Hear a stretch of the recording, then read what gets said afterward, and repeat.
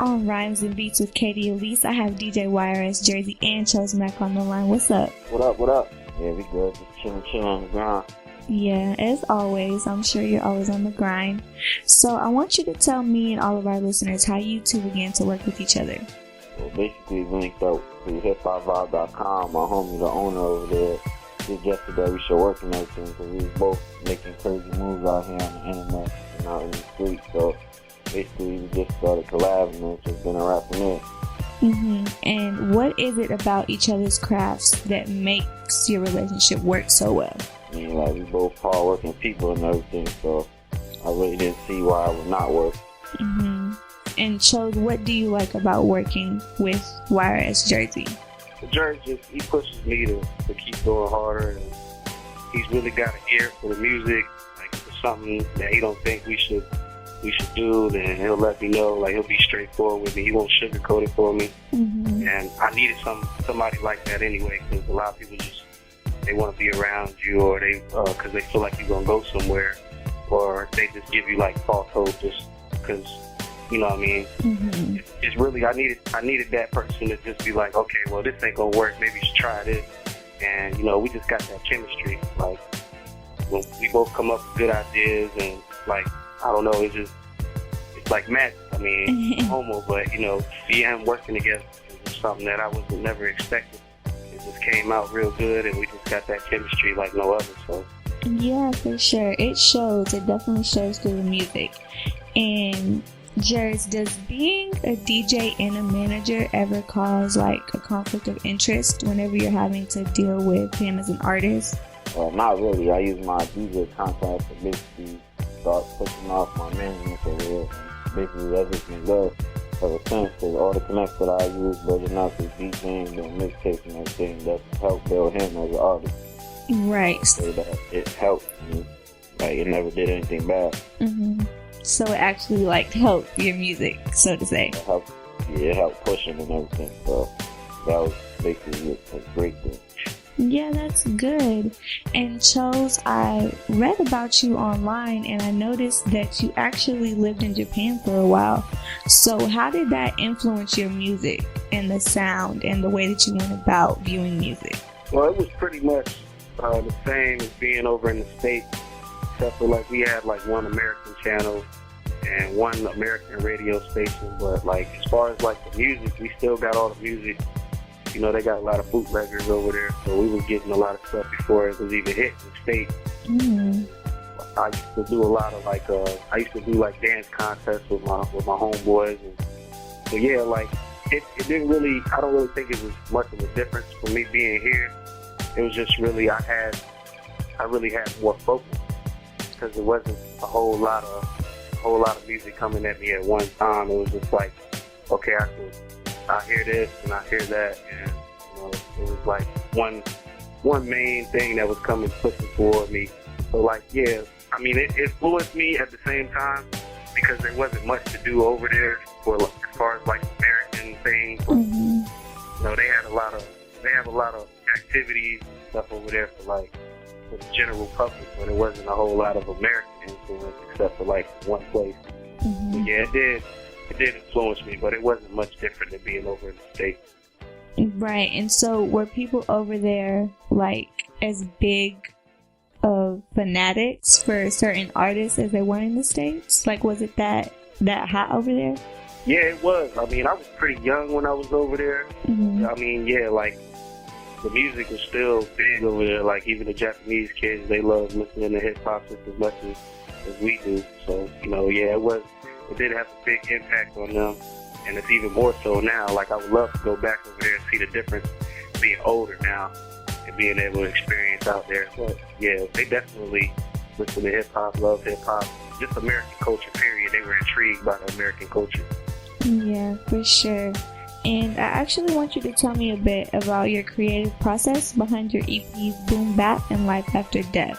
Well, with the Boom Bap and the Life After Death, I kind of wanted to make a statement, like this is the type of music that I love the most, like that 90s era of hip-hop. That's what I grew up listening to. So I wanted to kind of like let people know, like, yeah, I get on trap beats, you know, I get on different kinds of records. Like I love experimenting on different beats, but that's what my heart is at, that 90s flow, you know what I'm saying? I say it a lot in my records. So, like, yeah, that 90s flow is really like my hardcore push. Like, that's really what I'm pushing out there the most. So, yeah, like, just really that old school hip hop, East Coast type feel. That's what I wanted to let people know. That's where I'm really trying to go with my music. Yeah, your music definitely does portray the 90s feel. It sounds like, genuine hip hop, because I definitely feel like there's a difference between typical rap music and hip hop music, and I want people to understand that you are a hip hop artist, and that's the feeling that I got as soon as I heard your music. Now, Jers, are you into the same type of music? Do you prefer the 90s flow over, this new generation rap? Of course, man. Like, 90s flow is basically like the best era. I don't feel like we ever gonna have an era like 90s and everything. So I just feel like that's the best era and everything. Like, more people need to start spitting that real rap. Yeah. That was told, I was like, yeah, this is nice. For sure. And how do you both feel about hip hop right now and the culture and the artists that are coming out of hip hop and rap music? A lot of work. I just think you need a lot of work. I feel like with the emergence of like people like Kendrick Lamar, Joey Badass, Action Bronson, like it's starting to get back to where it's more of a balance. Like Jared said, I still think it's too much of the nonsense rap out there. Like everybody talks, because everybody ain't got money to blow, and everybody don't got gold chains and Rolls Royces. So I mean, I feel like that music speaks more to the people because it's really got some substance, whether it be living the street life or just life in general. I feel like that music is the music that people need to try. I'm not saying change your whole style. If you're really a trapper, like that's what you're gonna live, and that's what you're gonna portray through your music. But it's a lot of people that feel like that's the easiest way to get into the game, so they portray that, but they're not really living that life. And it's too much of that going on. Right. I think we definitely need more people that have lyrics of value and lyrics of everyday life, not just this life that we see in videos or in pictures, because that's, like you said, that's not reality for most of your listeners. And your fans are listening and they're trying to relate to your music, but they're not really doing it. They just like the way it sounds when you rap it, Exactly. Yeah, but aside from that, before we close it up, I want you to both talk to me and tell me about any projects you're working on, anything we can be expecting from you both coming up now, coming up next year, whatever you've got going, let us know about it. We got first place starter jacket coming. It's probably going to drop around 2014. We're not going to rush it. It's going to be a classic mixtape, shows, and all 90s instrumentals on it. It's going to be hosted by me, and we're going to mix up the whole mixtape and everything. It's going to be a real dope project. Definitely look out for that. And a lot more singles. Yeah, a lot more singles, a lot more mixtapes. Working on a secret project right now with my man Buddy Beats. I ain't going to say too much about it right now. And I'm going to get back to the Audio Murder Chronicles sometime next year. After, but we're going to give that Cross Colors its just due. We're going to let that rock for a little while. Sounds good. I'm sure we'll all be waiting for it, and we're going to check it out, and I'm definitely going to have you on the show when that drops, so we're going to hear from you again. Yeah, we already know. Alright, well that wraps it up on Rhymes and Beats with Katie Alyce. I want to thank you, DJ YRS Jerzy, and of course Chox-Mak, for being on the show. We're going to go ahead and spin the song right now, and we'll be back in a minute. Shit remind me of some real old school, like late 70s, you know what I'm saying? I'm gonna just smooth it out. You know what I'm saying? Some pimp shit, pimp type music. Feel me? Turn me up a little bit, got this loud in a doobie and your bitch throwing a fit. I'm surprised she ain't pregnant from the way she on my dick. Got her girlfriends giggling, she asked me for a pic. She dig JS swings, that's her favorite type of kicks. Get missing with a G and we could fly without them shits. We get fly every day, 747 click. Join the Mile High Club, got her singing like it's rent. I came to play, can't ever sit me on a bench. Plus these bars so heavy, probably end up breaking it.